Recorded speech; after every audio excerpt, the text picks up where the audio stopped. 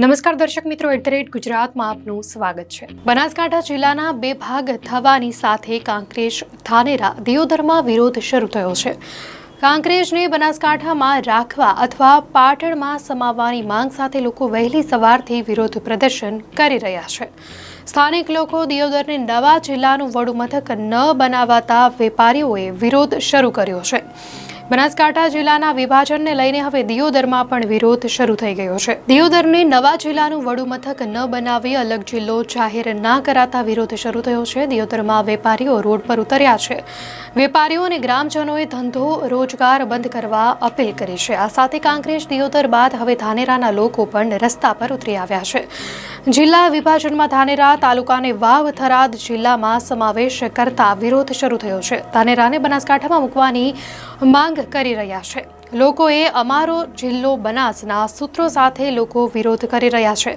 ઉલ્લેખનીય છે કે બનાસકાંઠા જિલ્લાનું વિભાજન કરીને વાવ થરાદને નવો જિલ્લો જાહેર કરવામાં આવ્યો છે। આ દરમિયાન ધાનેરા, કાંકરેજ અને દિયોદરના લોકોએ બનાસકાંઠામાં જોડાવાનો ઉગ્ર વિરોધ શરૂ કર્યો છે। કાંકરેજના ધારાસભ્ય અમૃતજી ઠાકોર અને ધાનેરાના પૂર્વ ધારાસભ્ય નાથાલાલ પટેલ સહિતના અગ્રણીઓએ પણ તેમના તાલુકાને બનાસકાંઠામાં જ રાખવાની માંગ કરી છે। એટલું જ નહીં, સરકાર આ નિર્ણય પાછો નહીં ખેંચે તો આંદોલનની ચીમકી પણ ઉચ્ચારી છે। બનાસકાંઠા જિલ્લાના વિભાજનને લઈને ધાનેરાના ધારાસભ્ય માવજી દેસાઈએ નિવેદન આપ્યું છે। તેમણે કહ્યું કે ભૌગોલિક પરિસ્થિતિને લઈને જિલ્લાનું વિભાજન થવું જરૂરી હતું। મેં 1 મહિના પહેલા ધાનેરાને પાલનપુરમાં જ રાખવાની માંગ કરી હતી। ધાનેરા નવા જિલ્લામાં જતા રહેતા લોકોને તકલીફ પડશે। આ મામલે હું મુખ્યમંત્રી સમક્ષ રજૂઆત કરીશ। બનાસકાંઠા જિલ્લાના વિભાજનના સમાચારને લઈ સાંસદ ગેનીબેન ઠાકોરે પણ પોતાની પ્રતિક્રિયા આપી છે અને તેમણે સરકારના આ નિર્ણયને આવકાર્ય ગણાવ્યો છે। પરંતુ સાથે સાથે તેમણે વ્યંગ કરતા કહ્યું હતું કે કોઈ પણ જિલ્લાનું વિભાજન થતું હોય ત્યારે સ્થાનિક પંચાયતો અને આગેવાનોના અભિપ્રાય લેવા જરૂરી હોય છે, પરંતુ રાજ્ય સરકાર દ્વારા આ બાબતે કોઈના પણ મંતવ્ય લીધા વગર બનાસકાંઠા જિલ્લાના વિભાજન કરવાનો એકતરફી નિર્ણય લીધો છે।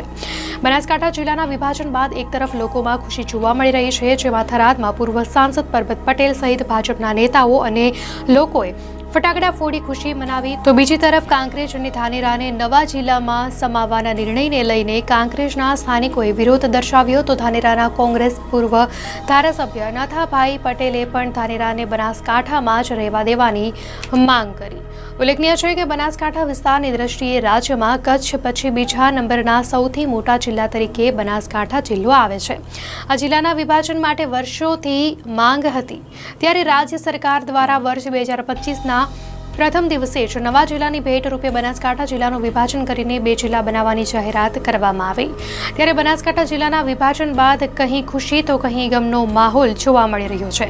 મહત્વનું છે કે રાજ્ય સરકાર દ્વારા 9 મહાનગરપાલિકાની સાથે એક નવા જિલ્લાની પણ જાહેરાત કરી છે। રાજ્ય સરકારની કેબિનેટ બેઠકમાં બનાસકાંઠાના વિભાજનની સાથે જ વાવ થરાદને નવો જિલ્લો જાહેર કરાયો છે।